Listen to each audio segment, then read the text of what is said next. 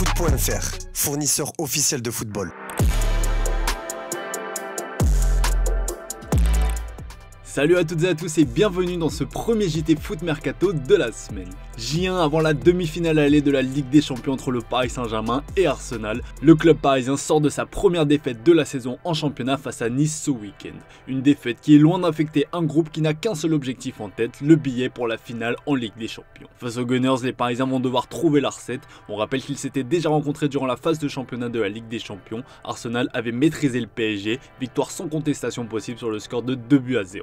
A l'époque, Luis Enrique avait fait le choix fort de se priver d'Ousmane Dembélé, sanctionné pour des raisons disciplinaires. L'équipe revient sur ce choix de l'Espagnol qui n'avait pas été compris en interne. Selon le journal, certains y voyaient et redoutaient un pouvoir trop grand dans les mains d'un seul homme. Un pouvoir inédit pour un coach sous l'ère QSI, alors qu'on a plus souvent eu l'habitude au cours de ces dernières années que ce pouvoir appartenait à un ou certains joueurs. Luis Enrique était dans l'œil du cyclone, son management était jugé trop brutal, trop dogmatique. Plusieurs joueurs se sont interrogés et ont fait remonter ça en haut lieu. D'après le quotidien français, le président Nasser Al-Khelaifi et son conseiller sportif Luis Campos avaient eu une discussion avec Lucho. C'était au moment où le PSG était au bord de l'élimination en Ligue des Champions. L'Espagnol avait alors décidé de faire amende honorable devant son groupe, traduit par quelques assouplissements tactiques et managériaux que le vestiaire a apprécié.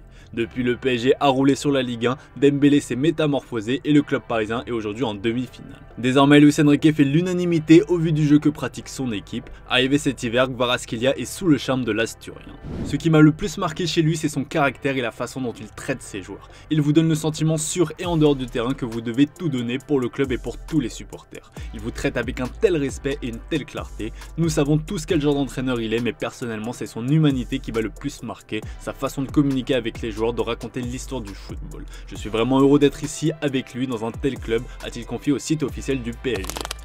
A l'OM, les troupes sont revigorées après le voyage en Italie matérialisé par la victoire 4-1 face à Brest. Mason Greenwood, plus impliqué que jamais, a retrouvé le chemin des filets pendant qu'Amine Gouiri, lui, a inscrit un triplé, dont un bijou qui devrait certainement être élu plus beau but de la saison en Ligue 1. Un enchaînement contrôle-poitrine retourné acrobatique de toute beauté. L'Algérien est revenu en zone mixte sur ce qu'il estime être le plus beau but de sa carrière. La bicyclette, non, franchement je pense que c'est l'un des plus beaux buts de ma carrière. Je pense que le contrôle qui fait la différence, je me la lève et après à l'instant, je tente la bicyclette, elle rentre au fond. C'est facile le foot. Non, c'est pas facile, c'est pas facile. Quand on voit comme ça, on dirait que c'est facile, mais c'est pas facile. Mais non, franchement, c'est un des plus beaux de ma carrière et j'espère en mettre d'autres. En coulisses, le club marseillais prépare un énorme coup. Selon nos infos, l'OM suit Wesley Fofana et songe à en faire un pilier de sa défense l'an prochain. Un intérêt qui ne date pas d'hier puisque Mehdi Benassia a déjà essayé de convaincre Wesley Fofana de le rejoindre durant l'été 2024 comme le principal intéressé l'avait avoué dans un entretien accordé à Free Foot. Actuellement en convalescence, le défenseur de Chelsea prépare déjà la saison prochaine et trépigne déjà d'impatience. De son côté et du fait des blessures à répétition du joueur, les Blues songent très sérieusement à s'en séparer, en prêt ou sous la forme d'un transfert définitif. Fofana est quant à lui séduit par l'opportunité de rejoindre l'OM et il faudra remplir une condition, décrocher une place en Ligue des Champions. À Caen, les langues commencent à se délier. Relégué en national pour la première fois de son histoire, le club normand est au bord du précipice. Bien que la famille Bappé a assuré qu'ils seront présents malgré la descente, ça gronde sévère face à la situation que traverse le club.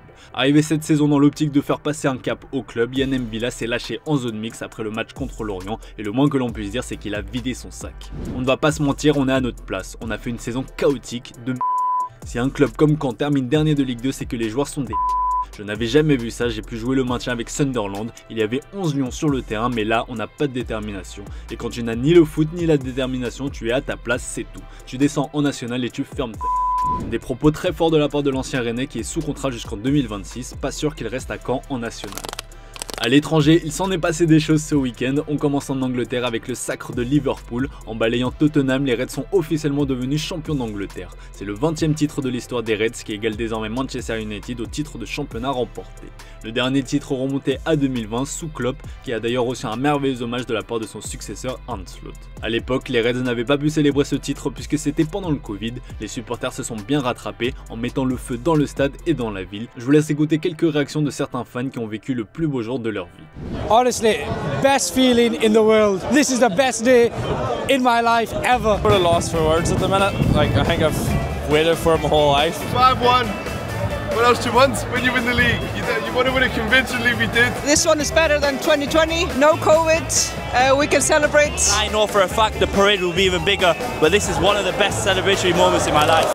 2 jours après le sacre en Coupe du Roi, les dirigeants du Barça sont enfin sortis du silence pour évoquer le climat délétère qui a entouré la rencontre. La réaction du président Joan Laporta était attendue, la voici. Je voyais cela comme une stratégie de plus, mais nous voulions nous en éloigner.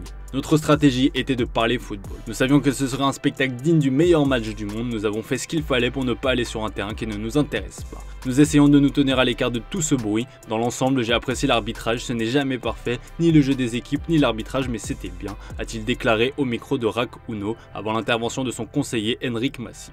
Remettre l'accent sur la question de l'arbitrage, c'est se mettre dans une situation difficile. On peut le faire pour déstabiliser le match ou parce que vous n'êtes pas bien ou pour justifier la défaite. Nous ne voulons pas les pointer du doigt et dire qu'ils ne sont pas élégants, mais quand tu n'as que le mot seigneurie à la bouche, tu dois le prouver. Nous avons gagné contre tout et contre tous. Voilà qui est dit.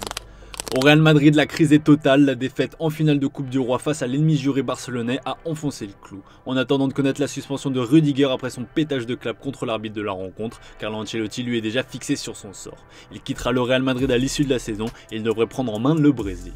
Selon The Athletic, le Mister va signer un contrat d'1 an qui le liera à la Seleção jusqu'à la Coupe du Monde 2026. La grande question maintenant, c'est de savoir qui va le remplacer sur le banc la saison prochaine. Xabi Alonso est la cible prioritaire des dirigeants madrilènes pour le poste. Jürgen Klopp fait aussi partie des candidats, lui qui rêverait d'entraîner la Casablanca selon l'un de ses amis. Ce sont les deux noms qui sont le plus ressortis dans la presse. Marca en importe un nouveau ce lundi, une légende du club, un certain Raúl. L'ancien attaquant madrilène, aujourd'hui entraîneur de la Castilla, a posé sa candidature pour le poste comme le rapporte le média espagnol.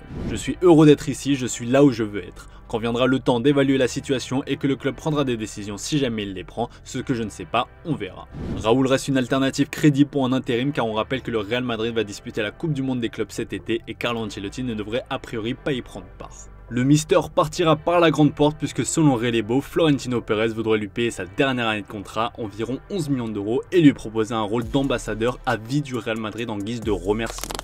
Carlo Ancelotti à la tête de la Seleção, José Mourinho à la tête de l'autre Seleção. Je parle bien évidemment du Portugal qui est actuellement entraîné par Roberto Martinez.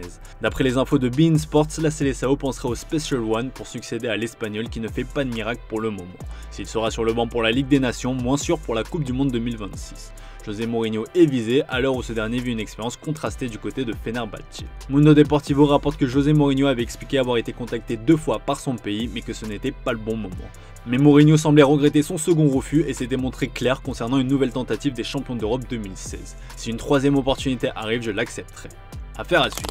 Comme tous les lundis, c'est l'heure du traditionnel classement des top buteurs européens. La fin de saison approche à grands pas et Victor Gyökeres est en train de prendre son envol. Auteur d'un retentissant quadruplé ce dimanche contre Boavista, le Suédois poursuit son incroyable numéro en tête de classement. Avec 38 buts en 30 matchs, il est largement devant Salah, deuxième, avec 28 buts en 34 rencontres. L'Égyptien a marqué dans le match qui a sacré Liverpool face à Tottenham. Le podium est complété par Robert Lewandowski et ses 25 buts en 31 matchs. Harry Kane suit juste derrière, 24 buts en 29 matchs pour l'anglais. 5e au classement, Mika Biret dispose de 24 buts en 30 rencontres. Le Danois a permis à Monaco d'éviter la défaite face au Havre. Il devance d'une courte tête Matteo Retegui. L'attaquant de l'Atalanta inscrit un penalty contre Lecce et affiche désormais 24 buts en 32 matchs. 7e, Sem Stein n'a pas marqué jeudi contre le PSV Eindhoven et reste bloqué à 23 unités. C'est un peu mieux que Victor Osimhen et ses 22 buts en 26 matchs. Le Nigérian a ajouté un nouveau but hier lors de la victoire 5-1 de Galatasaray. 9e, Kylian Mbappé stagne avec 22 buts en 29 matchs malgré le premier but sur coup franc de sa carrière. Enfin, Alexander Isak arrive 10e grâce à ses 22 buts en 31 matchs.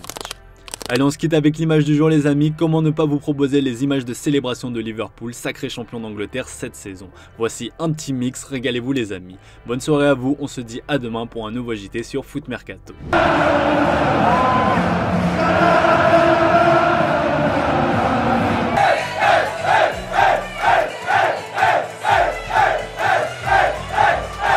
The only thing I can do now is send my appreciation to Jürgen. So there we go. Jürgen Klopp! Yeah,